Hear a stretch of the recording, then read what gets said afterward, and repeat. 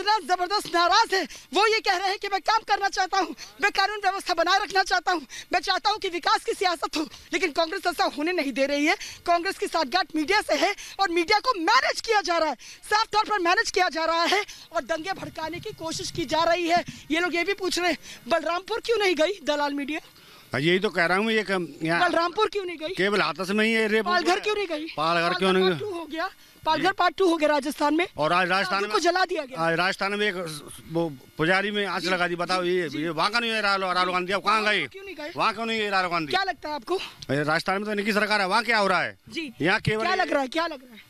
ये सब इन्हीं की साजिश है। राहुल, आप लगातार कह रहे थे कि जब राहुल प्रियंका यहाँ पर आए थे गाड़ी में हंसते खिलखिलाते, तभी से आप लोग को शक हो गया था कुछ होने वाला है। जी कुछ बड़ा होने वाला है। बड़ा होने वाला है। हमारे वो गृह सचिव तो आए, वो बाहर बैठा दिए, और जो राहुल गांधी आए, प्रियंका गांधी, उनको 1 घंटे कमरे अंदर क्या बैठने का मतलब था?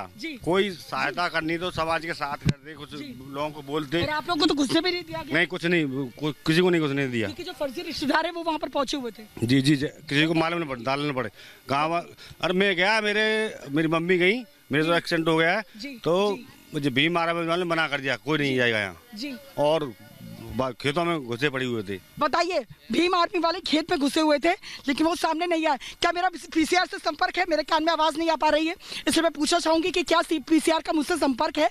क्योंकि यहाँ से मैं सीधी तस्वीरें दिखा रही हूँ अपने दर्शकों को, मैं सीधी तस्वीरें यहाँ से दिखा रही हूँ।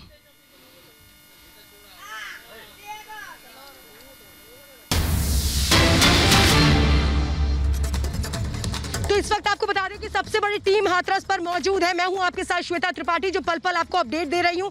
पल पल यहां से बड़ी खबर और बड़ी जानकारियां दे रही हूं। और सबसे पहले अगर आपको हाथरस के बारे में कोई जानकारी दे रहा है तो वो है Republic media network, Republic Bharat, जो पल पल यहाँ डटा हुआ है, जो लगातार आपको हर सच से यहाँ के रूबरू करवा रहा है। यहाँ के जो लोग हैं गाँव वाले, वो इकट्ठा है, मेरे साथ इस वक्त मौजूद है। जरा मैं उनके पास ही जाना चाहती हूँ, उनसे समझना चाहती हूँ कि जो कुछ हो रहा है। देखिए, आज उत्तर प्रदेश के मुख्यमंत्री योगी आदित्यनाथ ने कहा कि कांग्रेस की साजिश थी, लेकिन राहुल गांधी की चुप्पी है। अभी तक हाथरस में किस तरीके से एक साजिश हो रही थी, सुलगाने की कोशिश थी, अभी तक राहुल गांधी चुप है। देखिए, मुख्यमंत्री योगी आदित्यनाथ ने भी आज कहा कि कांग्रेस साजिश रचने की कोशिश कर रही थी उत्तर प्रदेश में। कांग्रेस ने आज तक 50 से 70 साल राज किया, केवल उन्होंने राजनीति ही की है। उन्होंने एक जाति को दूसरे जाति से लड़ाने की राजनीति की है।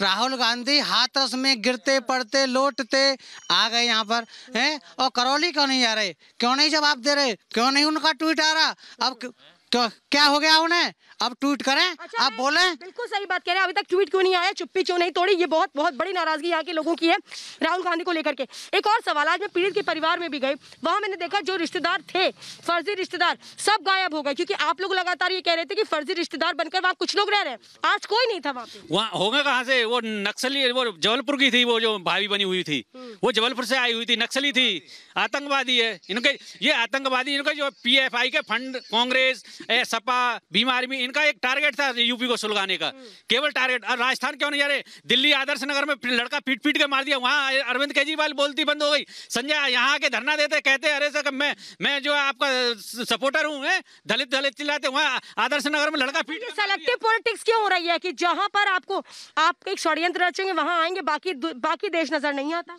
बाकी उनको नजर इसलिए नहीं आता है क्योंकि पहले दंगों में PFI का हाथ आया, अब नक्सलवाद यहाँ पे भेज दिया। ये पूरा का पूरा यूपी को जलाने की साजिश है। इनको और किसी को कुछ करने की नहीं है, सिर्फ योगी जी के ऊपर इनका टारगेट है, बाकी किसी को कुछ नहीं करने का है। मतलब जनता सब समझती है कि कौन क्या करना चाहता है। जनता खूब समझ रही है अच्छी तरीके से। जैसे अर्नब गोस्वामी जी के ऊपर परमवीर सिंह ने वहाँ पे कांग्रेस की सरकार ने किया है, वैसे ही यहाँ पे यूपी को जलाने की साजिश है कांग्रेस सरकार के द्वारा। और जितने भी दल, भीम आर्मी है, आप है, जो भी है, ये सब मिले हुए हैं, सभी को इनको बेनकाब करना चाहिए। मेरी केंद्र से यही गुजारिश है। बहुत मुश्किल है लोगों को ये समझना कि देखिए कैसे इनको धार बनाते हुए सियासत की जा रही है। शायद इससे बुरे दिन नहीं हो सकते और इस बात को भी बहुत समझते हैं। ये बताइए, अभी तक राहुल गांधी नहीं आए, आप लोग कह रहे हैं हम धरने पर बैठे रहेंगे, अभी तक तो आए नहीं। राहुल गांधी को तो क्या, राहुल गांधी को उनकी माँ को भी आना पड़ेगा, सोनिया गांधी को, प्रियंका इन वाड्रा को भी आना पड़ेगा। अरविंद केजरीवाल को भी आना पड़ेगा, इनको माफी मांगनी पड़ेगी। अगर नहीं माफी मांगे तो ये धरना उठेगा नहीं। जी देखिए, बहुत नाराजगी यहाँ के लोगों में, और इसीलिए वो कह रहे हैं कि वो दिन जहाँ पर हाथरस में किस तरीके से बदनाम करने की कोशिश हुई, तब तो आप रोते पीटते यहाँ पर चले आए, लेकिन अब क्यों नहीं आ रहे? अब इनकी आवाज क्यों नहीं सुन रहे? अब आपको क्यों समस्या आ रही है? और लगातार यहाँ से मैं आपको आवाज बता रही हूँ, तस्वीरें, बहुत बड़ी तस्वीरें यहाँ से मैं आपको दिखा रही हूँ। मेरे साथ मेरी सहयोगी कविता भी है। कविता, ओवर टू यू। बिल्कुल बिल्कुल श्वेता, आप वहाँ से लगातार मैदान में डटी हुई है, यहाँ पर से मैं डटी हुई हूँ, और जो दलाल मीडिया है वो फिलहाल एसी कमरों में बैठकर चिल्लाने की कोशिश कर रही है, आपको और मुझे कॉपी करने की कोशिश कर रही है। लेकिन हिम्मत है तो मैं कहती हूँ मेरी तरह चप्पल पहन के सूजे हुए पैर की तरह आपकी तरह मैदान में आए, और उसके बाद हमारी तरह कवरिंग करे और रिपोर्टिंग करे, और उसके बाद सच सबके सामने लेकर आए। इस बीच बहुत बड़ी खबर मैं अपने दर्शकों को दे दूं कि पीएफआई के जो 4 मास्टरमाइंड्स को गिरफ्तार किया था, अब जो जांच है वो बहुत तेजी से आगे बढ़ रही है। आपको बता दूं, दंगों की साजिश की जांच बहुत तेजी से आगे बढ़ रही है। पुलिस पूरे एक्शन में नजर आ रही है, और एक्शन किस तरह से हो रहा है मैं जल्दी से अपने दर्शकों को जानकारी दे दूं।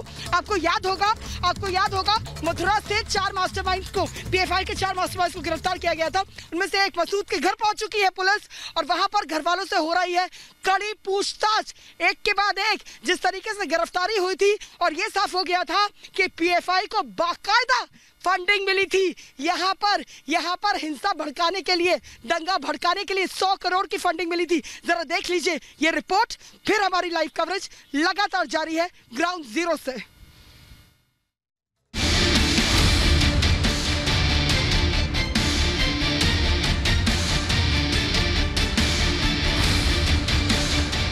हाथरस घटना के सहारे जातिगत जंग का जहर घोलने की साजिश करने वालों का इतिहास और भूगोल खंगालना यूपी पुलिस ने शुरू कर दिया है। हिंसा की जमीन तैयार करने वालों के पैरों तले जमीन खिसकाने का पूरा इंतजाम यूपी पुलिस ने कर लिया है। मथुरा पुलिस ने पीएफआई के 4 कार्यकर्ताओं को गिरफ्तार किया था, जिनमें से बहराइच के रहने वाले मसूद खान के घर मथुरा पुलिस पहुंची और उसकी करतूतों की कुंडली खंगाली। मसूद के घर जांच करने पहुंचे मथुरा पुलिस के एसआई अभिषेक चौधरी ने घर वालों से पूछताछ करने के साथ ही घर में भी छानबीन की है। मथुरा पुलिस के साथ स्थानीय पुलिस की टीम भी मौजूद थी। मसूद खान बहराइच के जरवल इलाके का रहने वाला है। पीएफआई की छात्र विंग सीएफआई यानी कैंपस फ्रंट ऑफ इंडिया के कार्यकर्ता मसूद पर हाथरस में दंगा भड़काने की साजिश का आरोप है। इसी साजिश के तह तक जाने के लिए पुलिस आरोपियों के आपराधिक अतीत की कड़ियों को जोड़ने में जुटी है। मथुरा पुलिस ने मसूद के घर तमाम कागजात खंगाले हैं।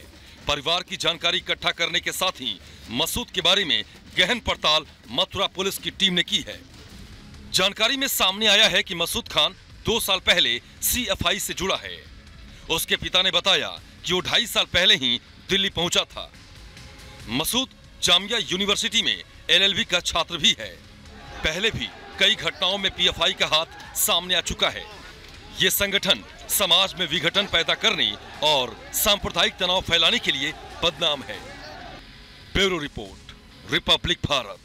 सबसे बड़ी टीम के साथ आप हाथरस से देख रहे हैं, मैं यहाँ पर आपके साथ लगातार मौजूद हूँ, मेरे साथ कविता मौजूद है, और बहुत अहम है कि यहाँ का जो सच है वो पूरे देश के सामने अब धीरे धीरे आ चुका है। और इसीलिए यहाँ के लोग भी ये कहते हैं कि अब जब सच सामने आ गया, आज क्यों नहीं शिवराज पर बोलता है राहुल गांधी, आज क्यों नहीं शिवराज जीवन को लेकर के कोई स्टेटमेंट रिलीज करते हैं राहुल गांधी। और यही लोग कह रहे हैं कि यहाँ पर दंगे की साजिश रची जा रही थी, और क्या इंतजार कर रहे थे गोली चलने का? क्या इसीलिए नहीं बोलते राहुल गांधी? बिल्कुल नहीं बोले, क्योंकि उन्हें तो देश जलाना है, उन्हें तो अपनी राजनीतिक रोटी सेकनी है भाई। उनकी कुंडली में जो प्रधानमंत्री तो है नहीं, तो वो इस तरह से जो है देश को ही जला ले। क्या ऐसा लग रहा था जनता को गुमराह कर लेंगे और किसी को कुछ पता नहीं लगेगा? जनता को गुमराह करने का उन्होंने पूरा षड्यंत्र रच रखा था। हाथरस में एक दूसरी जात को दूसरी जात से बढ़ाने का पूरा षड्यंत्र था, और स्वराज जीवन के जरिए वो यहाँ पर एक दूसरी जात को लड़ाना चाह रहे थे। उनका वो प्रोपगंडा था, वो फ्लॉप हो चुका है। उनकी सारी पोल खुल चुकी है। पोल खुल गई तो आप कुछ कहते नहीं बन रहा, पोल खुल गई तो आप कुछ कहते नहीं बन रहा। वो क्या कहेंगे और वो क्या कहने लायक हैं, हम तो उनको किसी लायक समझते ही नहीं है। वो पिंकी और पप्पू कुछ नहीं कह सकते। हाथरस की जनता सब जानती है, पागल नहीं है। ये हाथरस की जनता दिखा देगी तुमको तुम्हारी औकात क्या है।